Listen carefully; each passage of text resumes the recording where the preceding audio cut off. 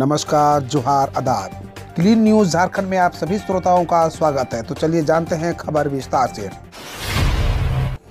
Blind cricketer Sujit मुंडा से मिले CM Hemant Soren, जमीन और घर उपलब्ध कराने का दिया भरोसा।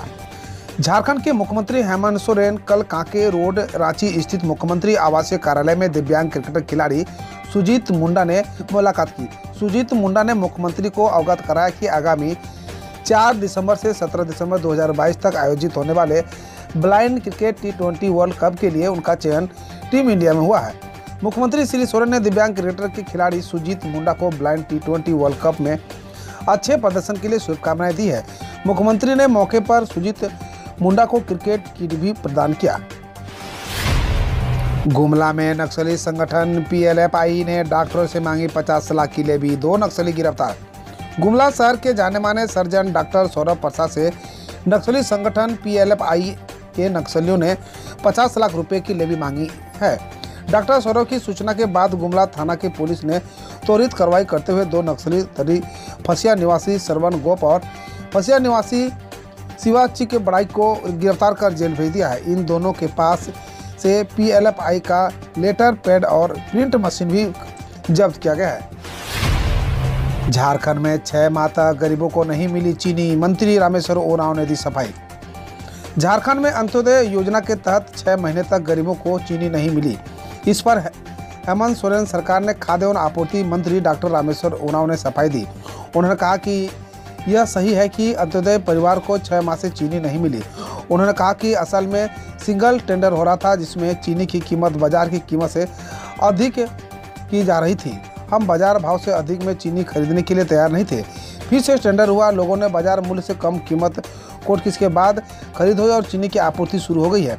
रांची की चीनी हजारीबाग चली गई थी, उसको वहां से लाना पड़ा। उन्होंने कहा कि जल्द ही रांची में भी चीनी की आपूर्ति शुरू हो जाएगी। उन्होंने बताया कि दाल का वितरण दिसंबर माह से शुरू हो जाएगा। प्रधानमंत्री गरीब कल्याण योजना के तहत मिलने वाले राशन के बैकलॉग के बारे में भी उन्होंने कहा कि राज्य सरकार पर चावल देने का बोझ है। FCI ही 2 माह देर से अनाज देता है। गरीब कल्याण योजना हम समय से पूरा करना चाहते हैं। सीएम हेमंत सोरेन ने रांची के काटाटोली फ्लाईओवर का किया निरीक्षण, बोले लोगों को जल्द मिलेगी जाम से निजात। मुख्यमंत्री हेमंत सोरेन रांची के निर्माणाधीन काटाटोली फ्लाईओवर का मंगलवार को निरीक्षण किया। उन्होंने काटाटोली चौक पहुंचकर योगदा सत्संग आश्रम काटाटोली कोकर फ्लाईओवर निर्माण कार्य की प्रगति का निरीक्षण किया। मुख्यमंत्री ने पदाधिकारियों को निर्देश देते हुए कहा कि फ्लाईओवर निर्माण कार्य निर्धारित अवधि के भीतर पूरा कर लिया जाए। कहा कि योगदा सत्संग आश्रम से काटाटोली चौक होते हुए कोकर के शांति नगर तक बनने वाले इस फ्लाईओवर निर्माण कार्य में समयबद्धता और गुणवत्ता का विशेष ध्यान रखें। उन्होंने रांची में आवागमन की सुविधा सुलभ कराने के जोर दिया। साथ ही कहा कि लोगों को ट्रैफिक की समस्या से निजात दिलाने के लिए फ्लाईओवर का शुभारंभ होना आवश्यक है। झारखंड में NPS अच्छी तो हेमंत सोरेन सरकार ने क्यों लागू की पुरानी पेंशन योजना, रामेश्वर ओरांव ने बताया। झारखंड की हेमंत सोरेन सरकार ने पुरानी पेंशन योजना को बहाल कर दिया है। इसके लिए आवेदन भी आने लगे हैं। दावा किया जा रहा है कि पुरानी पेंशन योजना कर्मचारियों के हित में थी।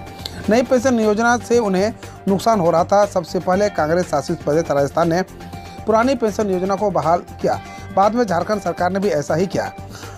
आखिर नई पेंशन योजना और पुरानी पेंशन योजना में क्या अंतर है, क्यों झारखंड सरकार ने यह फैसला किया? इस बारे में झारखंड के वित्त मंत्री डॉक्टर रामेश्वर ओरांव ने कि अटल बिहारी वाजपेयी की सरकार की ओर से लाई गई नई पेंशन योजना बहुत अच्छी थी, उसमें कोई बुराई नहीं थी।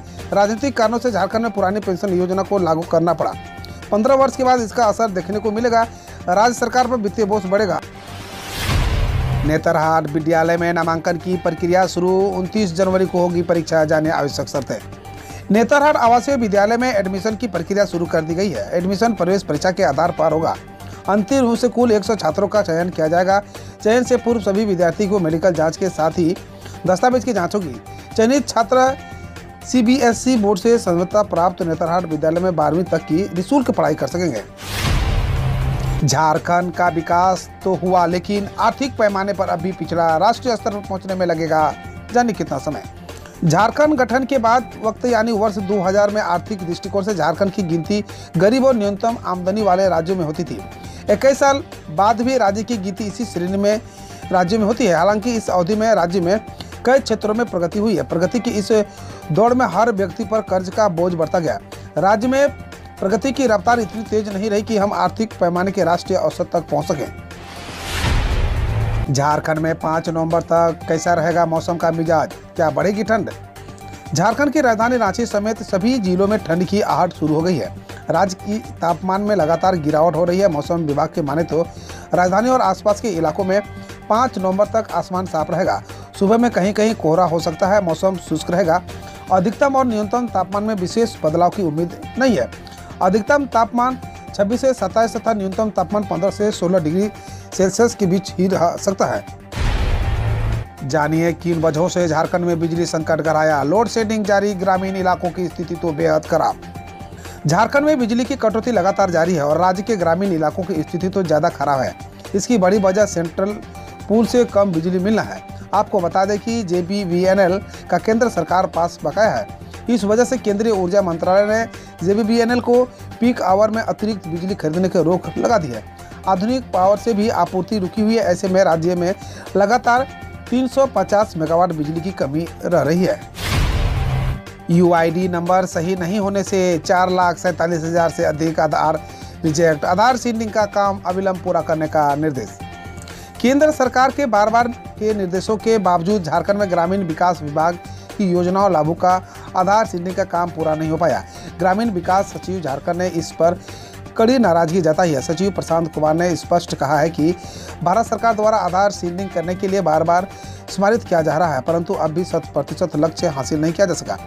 झारखंड में 14,56,957 लाभुकों का आधार कार्ड दर्ज कराया गया है, जिसमें से 4,47,480 आधार रिजेक्ट हो गया है। सचिव ने अविलंब सही आधार नंबर के साथ अपडेट करने का निर्देश अधिकारी को दिया है। पीएम नरेंद्र मोदी ने मोरबी हादसे की समीक्षा के लिए गुजरात में उच्च स्तरीय बैठक की। प्रधानमंत्री नरेंद्र मोदी ने मोरबी में हुए हादसे की समीक्षा के लिए सोमवार को गुजरात के गांधीनगर के राजभवन में उच्च स्तरीय बैठक की। इस बैठक में मुख्यमंत्री भूपेंद्र पटेल, राज्य के गृह मंत्री हर्ष सांघवी, मुख्य सचिव व पुलिस महानिदेशक समेत अन्य अधिकारी उपस्थित रहे। बैठक में पीएम मोदी को राहत और बचाव कार्य के बारे में जानकारी दी गई। सीएम केजरीवाल ने लिसी प्रिया से कहा, दिल्ली में घोषित हो स्वास्थ्य आपातकाल और बंद हो स्कूल। दिल्ली में हवा की गुणवत्ता बेहद गंभीर होने के बीच पर्यावरण कार्यकर्ता लिसी प्रिया कंजुमर ने मुख्यमंत्री अरविंद केजरीवाल से दिल्ली में स्वास्थ्य आपातकाल लागू करने की अपील की है। उन्होंने कहा, दिल्ली में फिलहाल सभी स्कूल बंद कर दीजिए। विजिबिलिटी बहुत कम है, हमारे आंखें जल रही है और दम घुट रहा है। हमारे नेता फिर से असफल हुए हैं। मोरबी केबल ब्रिज हादसे के बाद गुजरात में 2 नवंबर को राजकीय शोक का ऐलान। गुजरात के मोरबी में केबल ब्रिज हादसे में 141 लोगों की मौत के बाद मुख्यमंत्री भूपेंद्र पटेल ने 2 नवंबर को राज्य में राजकीय शोक का ऐलान किया।